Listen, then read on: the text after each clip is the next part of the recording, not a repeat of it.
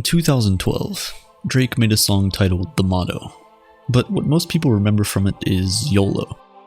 YOLO tells you to live in the moment, enjoy life you have today, and not worry too much about tomorrow. Because at the end of the day, you only live once. While Drake certainly popularized the motto, he wasn't the first to use the phrase, and he certainly wasn't the first to come up with the idea of enjoying the pleasures of today without worrying about tomorrow. This idea has been around since the 4th century BC, as what philosophers call hedonism, a school of thought that was created by Aristippus of Cyrene, a student of Socrates. Hedonism is the idea that the end goal of all of our actions in life is to 1. Pursue pleasure, and 2. Avoid pain. Aristippus believed that the only good cause worth pursuing was one that will ultimately bring you pleasure. In today's society, we're taught that the way to succeed is to suffer today so you can enjoy tomorrow, to save for the rainy day. Once we get out of college, we're encouraged to find a job and work hard at a 9-to-5 for many years, live modestly, and save as much as possible so we can enjoy our retirement 50 years later. Aristippus didn't believe in any of that. He didn't believe in the idea of delayed gratification, and he always advocated for people to simply get pleasure from what is present and available. He was completely against the idea of suffering in the present in order to get something that only might be pleasurable in the future. So instead of telling students in college to study hard for their exams so they can land a good job after school, for example, Aristippus would encourage them to fraternize, drink, and party lavishly, because these are the pleasures that are readily available to them. On the one hand, you can see him as stupid and lacking foresight. After all, if you squander everything you have on the pleasures of today, you'll quickly run out of resources, and all of that pleasure will turn to pain. From people losing everything they had because of an addiction, to people living in poverty as a result of their own laziness, we've seen the results of solely focusing on the present pleasures. But on the other hand, there's some wisdom to this school of thought, because truly, tomorrow isn't promised to any one of us. What's the point in working hard at a 9-to-5 for 50 years, ignoring all of the pleasures of the time, only to die a few years before retirement? And let's say you do make it to retirement. The sad reality is that 1 in 4 people will have a disability by the age of 60, and the older you get, the chances of that happening increase drastically.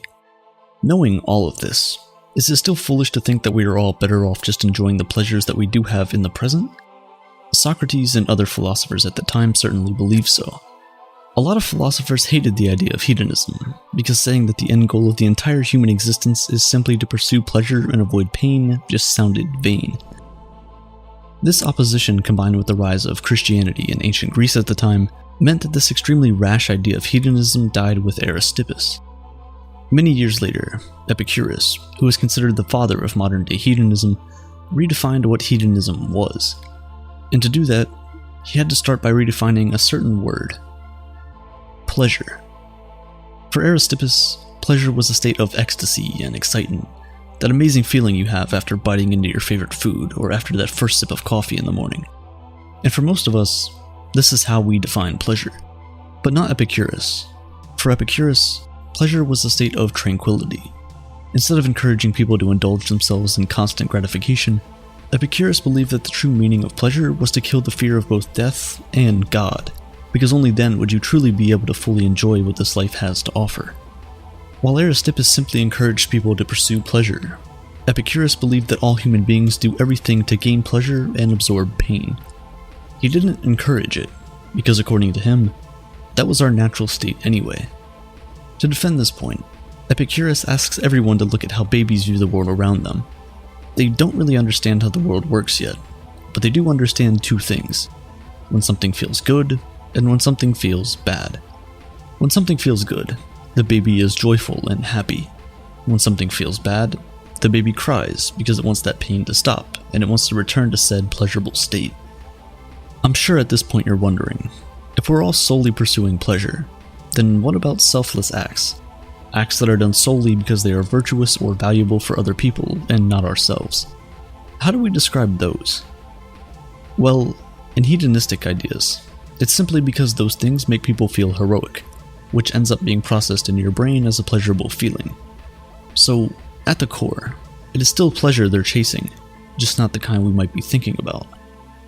According to hedonistic teachings, there are 2 types of pleasure.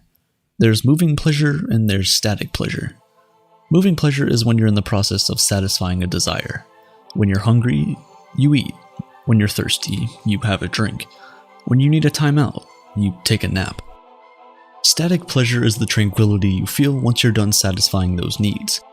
At this point, the adrenaline has finished coursing through your veins and you're left with a sweet feeling of satisfaction. In that moment, you feel a sense of tranquility and you keep feeling it until it is sadly replaced by pain. Because according to Epicurus, there is no in-between. The absence of pain is pleasure, and vice versa. But even with this more modest way of explaining hedonism, a lot of people still disagree and even frown at the idea. And this is because of one thing: the idea that pleasure is the only source of intrinsic value. Think about it for a second. If pleasure is the only intrinsic value, then what do we make of things like finding meaning in life, achieving great things, building and maintaining long-lasting relationships, becoming a legend in a particular field, or even something as simple as living religiously or upholding a set of moral beliefs that we hold dear to our hearts? Hedonists might try to argue that all of those things do not hold any value themselves, and that they're only valuable because we get pleasure from them. But something like upholding religious beliefs isn't always pleasurable. In fact, most times it restricts the kind of pleasure you can get. But still, it gives people a sense of fulfillment that for them is better than the pleasure they're forsaking.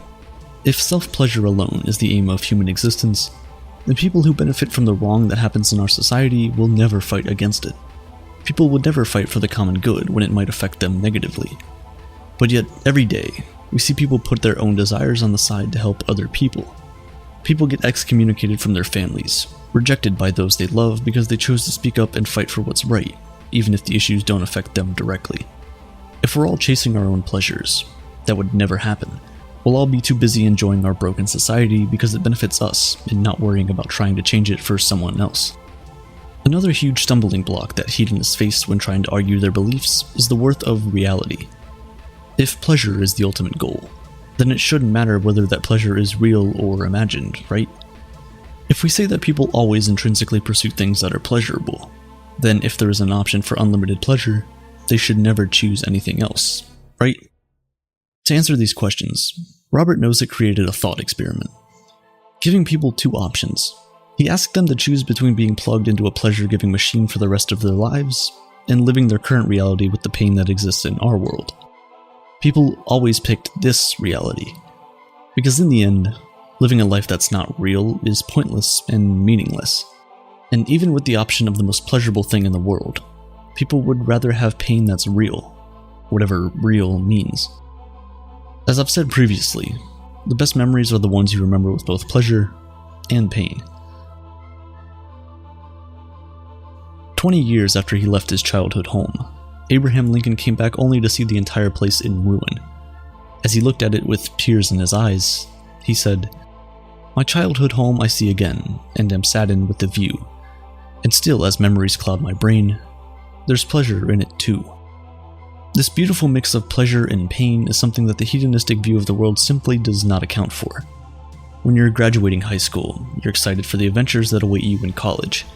You'll probably be leaving home for the first time, and you'll finally be alone, able to enjoy what the world has to offer.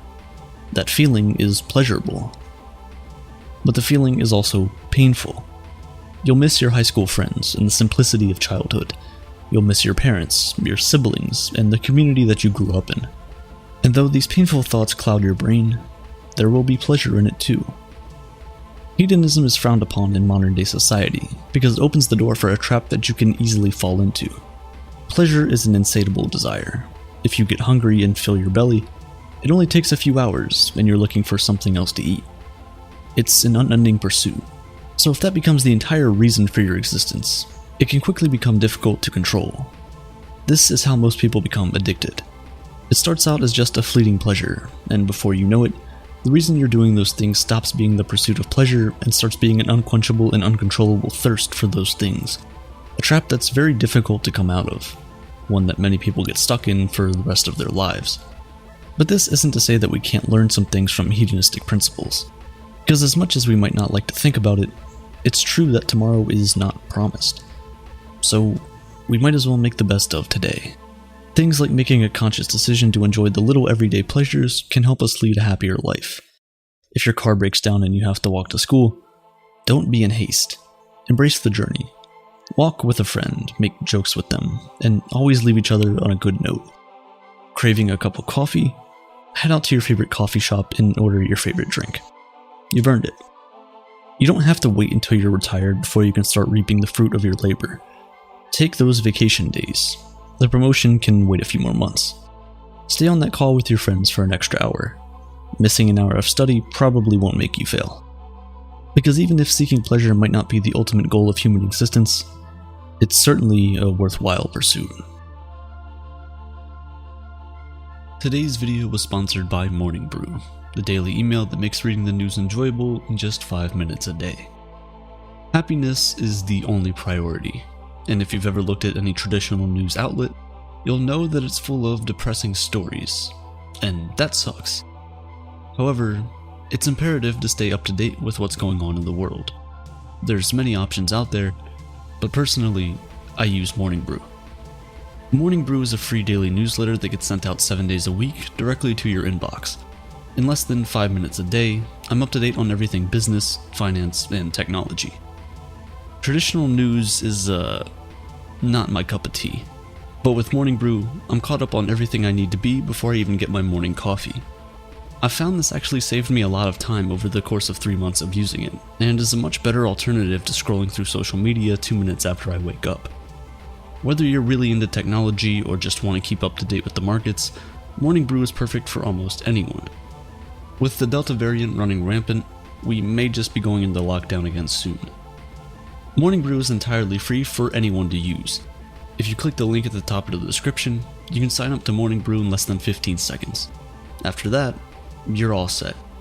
Subscribing to Morning Brew has had a positive impact on daily life, and I imagine it'll do the same for you as well.